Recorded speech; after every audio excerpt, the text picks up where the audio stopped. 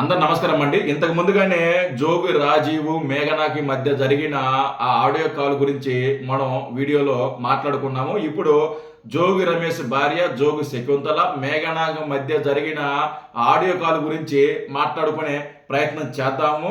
ఒకసారి వీళ్ళిద్దరేం మాట్లాడుతున్నారు విందాము. ఈ శకుంతల గారు ఏం మాట్లాడుతుందో అనిపిస్తా వినండి. అలాగే వీడియోని లైక్ చేయడానికి ప్రయత్నించండి. నేను చెప్పేప్పుడు తను డబ్బులు లేవు, వ్యాపారం పెట్టాలి, బిజినెస్ పెట్టాలి. నేను చెప్పా ఒక 2 కోట్లు మాకు తీసుకొచ్చి అదే వ్యాపారం పెడదాం కదా అని చెప్పి నేను అన్నాను. ఆ అమ్మాయి తేటం మీద 2 కోట్లు నాకు అర్థం కాలేదు. ఆ అమ్మాయి 2 కోట్లు తేవాల్సిన అవసరం ఏమొచ్చింది?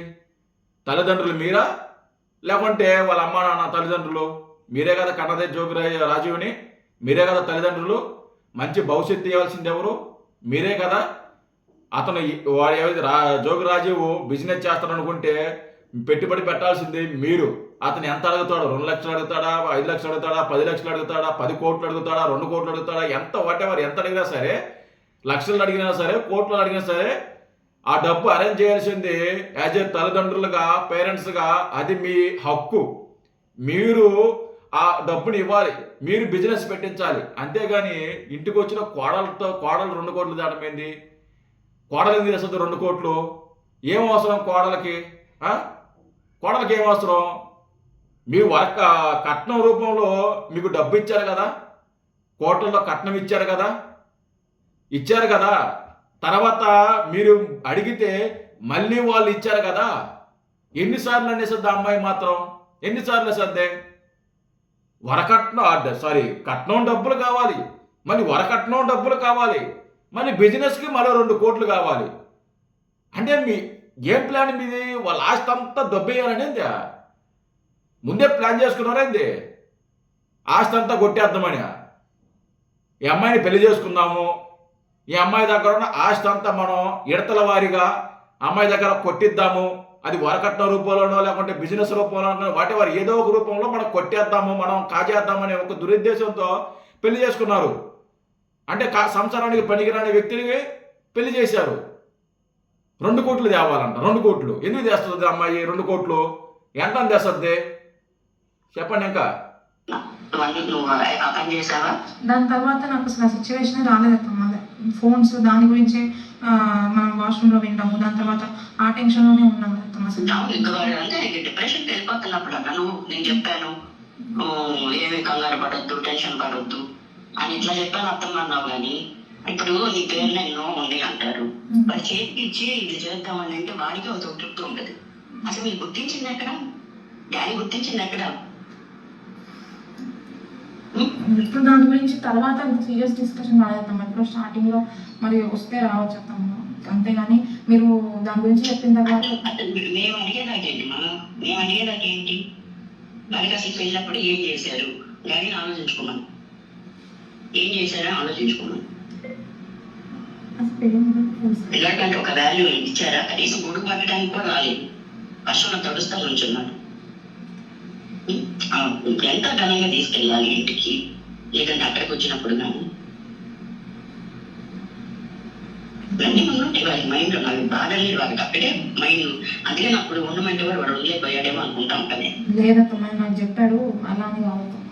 నేను ముందే ఆయన అడుగుతానే ఉన్నాను, అంటే నార్మల్గా నీకేమైనా ఇబ్బంది ఉంటే నాకు చెప్పు అని అంటే ఇబ్బంది ఏం లేదు అర్థం చేసుకోవాలి. కానీ చదువుతాడా మా అమ్మాయి పేరు ఎంత ఉంది అంత ఉందని చెప్తున్నాను. కానీ కనీసం ఇంటి ఇచ్చి ఏదన్నా వ్యాపారం చేసుకో. మామయ్య గారికి అక్కడ డబ్బులు లేక ఇబ్బంది పడ్డాడు. కూతురి మీద ప్రేమతో తల్లిదండ్రులుగా ఆ అమ్మాయి పేరు మీద కొంత ప్రాపర్టీ రాసి ఉండొచ్చు. ఎవరు? మేఘన తల్లిదండ్రులు.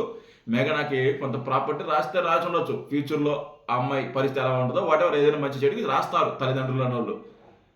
ఆ డబ్బుని వీళ్ళు అడగటం ఏంది? మా కూతురి మీద అంత ఉంది ఎంత ఉంది అంటున్నారు కానీ మాకు ఇవ్వటం లేదు. మీకెందుకు ఇస్తారు? మీకేం అవసరం? మీకు ఇవ్వాల్సిన అవసరం ఏమొచ్చింది? నాకు అర్థం అడుగుతున్నాను. మీకు ఎందుకు ఇస్తారు అసలుకి? అరే సమాజంలో ఒక పేరు ఉందండి మీకు, మీ ఫ్యామిలీకి, జోగి రమేష్ ఫ్యామిలీకి.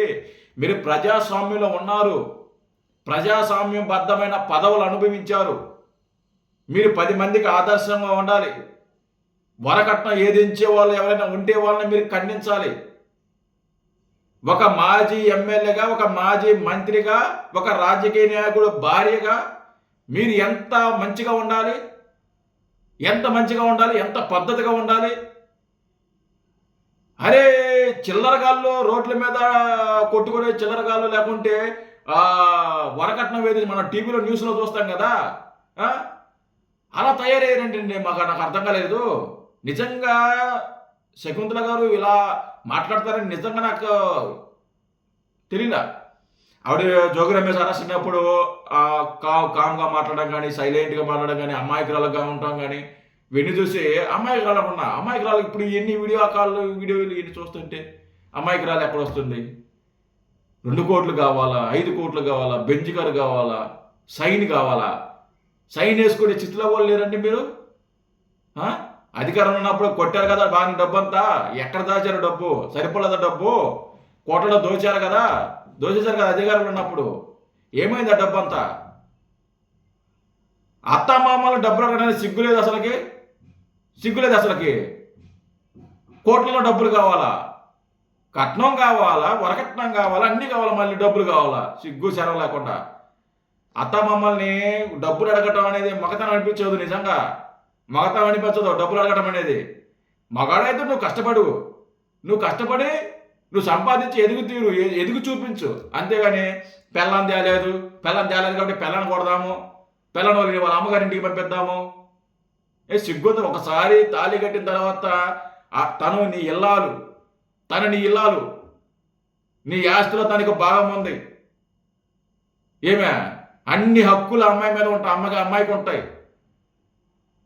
మళ్ళీ పేరెంట్స్ దగ్గరికి వెళ్ళి డబ్బులు ఏదో చేస్తారు డబ్బులు. ఏమోలే వీళ్ళ గురించి ఏం మాట్లాడతామండి. Thank you.